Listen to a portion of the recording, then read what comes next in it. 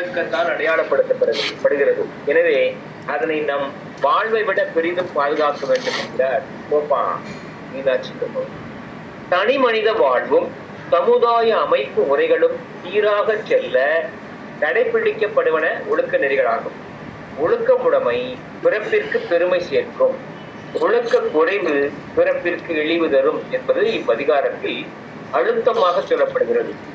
ஒழுக்கம் மக்கள் கூட்டுறவிற்கு துணையாய் நின்று பொது நல பயன் நல்குவதாகும்.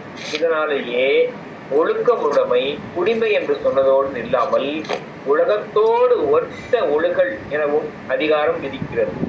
இக்கூட்டுறவே சமுதாயத்தை இயக்கி முன்னெடுத்து செல்லும் விழுப்பம் தருவதால் ஒழுக்கம் ஒருவனுக்கு உயிரை விட மேலானதாகும்.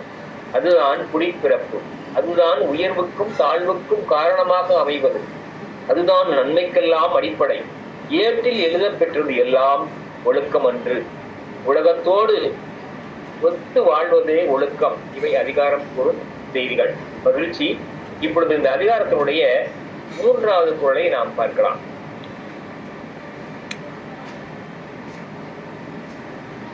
ஒழுக்கம் உடைமை இன்றைய 3வது குறள்.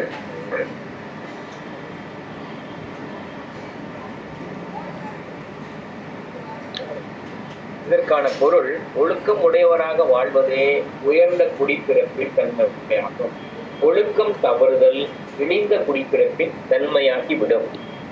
இதற்கான பத உரை என்று பார்த்தால், ஒழுக்கம் என்றால் நல்ல நடத்தை, உடைமை உடையனான் தன்மை, குடிமை நற்குடித்தன்மை, உயர்ந்த குடிப்பிறப்பு.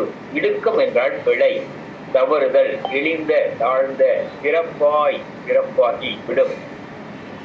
ஒழுக்கம் உடையவராக வாழ்வதே உயர்ந்த குடிப்பிறப்பின் தன்மையாகும். ஒழுக்கம் தவறுதல் இழிந்த குடிப்பிறப்பின் தன்மையாகிவிடும். ஒழுக்கம் உடைமை குடிமை, இடுக்கம் இழிந்த பிறப்பாய் விடும். விடா ஒழுக்கமே உயர்ந்த குடிப்பிறப்பு, ஒழுக்கத்தை விடுவது விலங்குடைய பிறப்பு என்கிறார் பா சுபமாணிக்கனார். நம்ம தரணியம்மா அடுத்த பொருள் எடுத்துருங்கம்மா. குறள் எண் 134. மரபினம் ஓத்து கொள்ளலாகும் பார்ப்பான் பிறப்பொழுக்கும் குன்றக்கிடும்.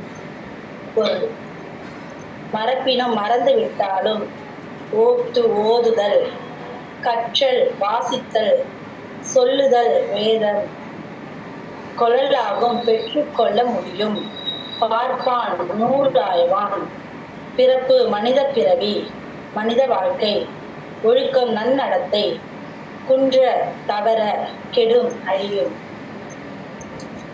குறளின் பொருள், கற்ற மறைபொருளை மறந்தாலும் மீண்டும் அதனை ஓதி கற்றுக்கொள்ள முடியும். ஆனால் மறை ஓதுவானுடைய குடிபிறப்பு ஒழுக்கம் குன்றினால் கெடும். நம்ம கத்துக்கிற பொருளை நம்ம மறந்தாலும் திரும்ப படித்துட்டு அதை நம்ம ஞாபகத்துக்கு கொண்டு வர முடியும். திரும்ப மறந்தாலும் படித்து கொள்ளலாம்.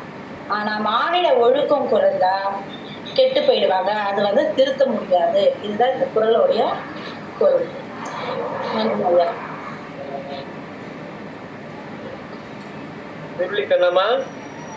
அப்பா தொடருங்கம்மா.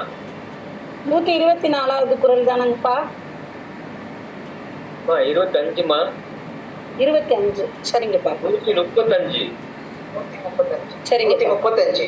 குறள் எண் 125. அம்மா 125. அப்பா உங்களுக்கு தெளிவா கேட்கலையா? அப்பா 125 தானங்கப்பா?